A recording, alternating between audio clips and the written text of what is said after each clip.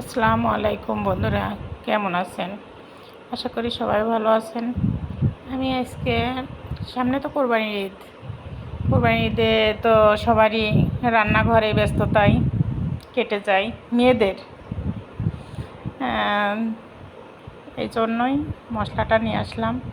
হয়তো সবারই প্রয়োজনীয় জিনিস এটা, রান্নাঘরে গেলে এগুলা দরকার লাগে।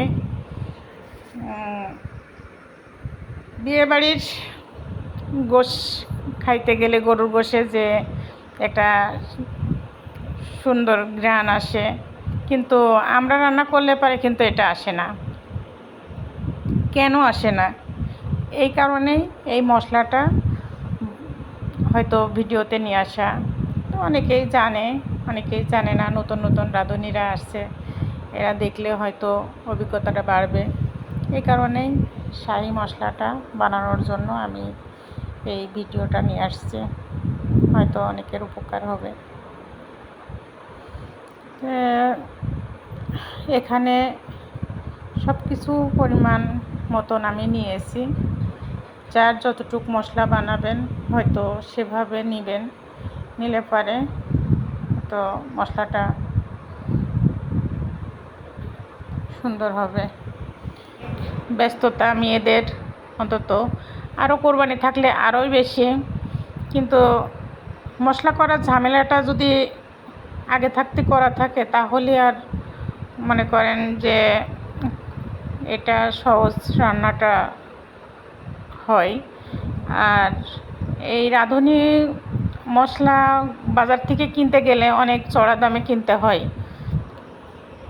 এই জন্য ঘরে যদি আমরা নিজেরাই যদি তৈরি করে নেই, এটা স্বাস্থ্যসম্মত হয়। এই কারণেই নিজেরা তৈরি করে নেওয়াটাই ভালো। অনেকে এটা বানাই, আর অনেকে বানাইতে পারে না হয়তো, কিন্তু বিয়েবাড়ির যখন আমরা যাই তখন তো গরুর গোশটা ঘ্রাণ শুনেই অনেকেই ভাবে যে, মেয়েরা অন্তত ভাবে যে আমরা রান্না করলে হয়তো এমন হয় না, বাবুর্চির মতন হয় না। কিন্তু বাবুর্চিরা যে এই মশলাগুলাই ব্যবহার করে, বুঝছেন?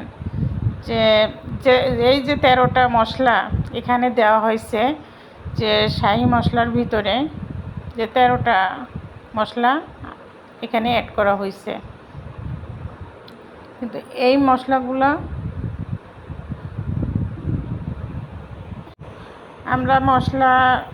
এতগুলো মশলা আমরা ব্যবহার করি না গোশে।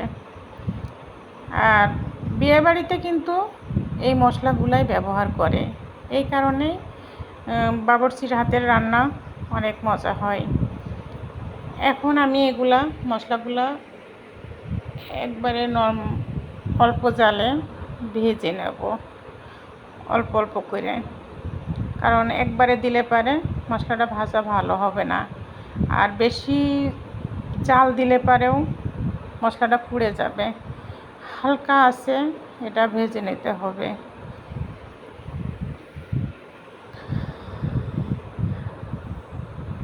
ভাজা মরিচ একসঙ্গে দিলে পারে না, পুড়ে যাবে। এই কারণে মরিচগুলো আমি বেছে রাখছি, বেছে রেখে আলাদা ভেজে নিচ্ছি।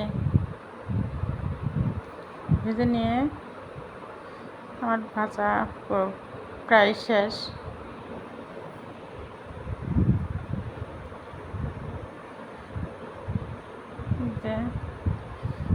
অনেক মুচমুচা হয়েছে। এখন আমি এগুলা এই গরম গরম অবস্থায় ব্লেন্ডার করে নেব।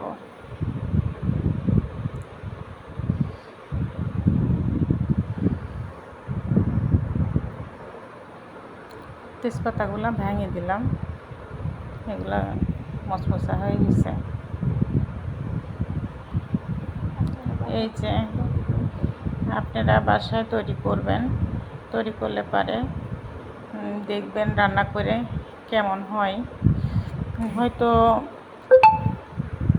রান্না করলে এই মশলার যে স্বাদটা পাবেন, কিন্তু সাধারণ আমরা যেভাবে রান্না করি এভাবে কিন্তু এই স্বাদটা আসে না গরুর মাংসে।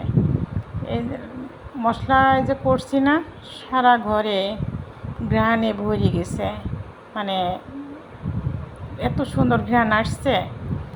আপনারা নিজেরা করলে এটা বুঝতে পারবেন যে ভিডিওটা যদি ভালো লেগে থাকে তাহলে আপনারা চ্যানেলটা সাবস্ক্রাইব করে পাশে থাকবেন। এটা আমি যে পরিমাণ করছি অনেক দিন চলে যাবে, আর ভালোও থাকবে, এটা নষ্ট হবে না। আর প্রতিদিন তো একটা ঝামেলা, এই ঝামেলাটা করা যায় না, এজন্য একবারে করে রাখলে রান্নাঘরে অনেক হয়তো গুছায় কাজ করলে পারে কাজটাও অনেক হয়, মানে গুছানো থাকে, সহজে রান্নাটা হয়ে যায়।